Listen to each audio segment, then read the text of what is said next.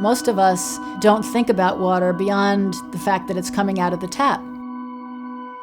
But just understanding where our water comes from, that the water that we're taking a shower with was in this river before, and the life that lives in that river.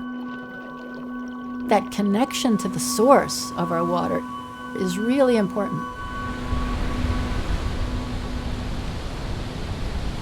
In a way, it's hard to imagine meeting the needs of the world without big dams to store water, diversion canals to move it around, and giant pumps to lift water from beneath the earth.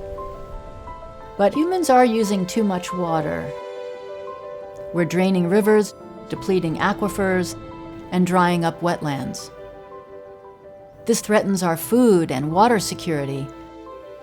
It destroys freshwater ecosystems. We are at a tipping point.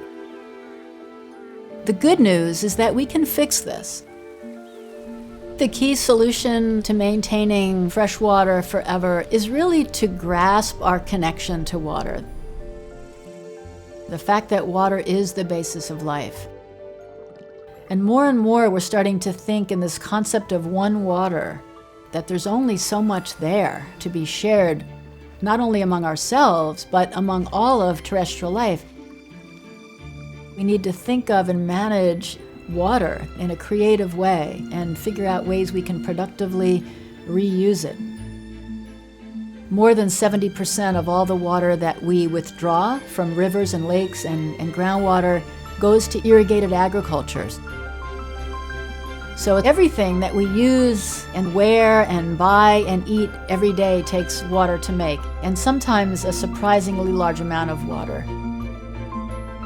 The simple cotton shirt can take up to 700 gallons of water to make. 34 gallons for 1 cup of coffee. A typical burger can take as much as 630 gallons of water. So just thinking about it in terms of our energy use, our material consumption, our diets, it creates some really good opportunities to think about how we can shrink our personal water footprint. And I think that's a really empowering thing for people to realize that it's not just the problem needing to be solved out there, but our choices can make a difference.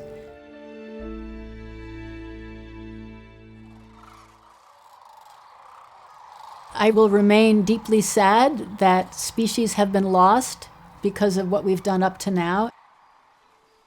But I do remain hopeful that we can turn this around.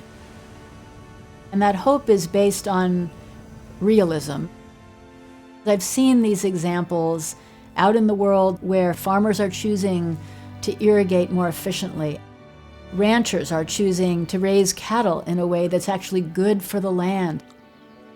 I've seen cities begin to adopt wetlands and green infrastructure to capture stormwater.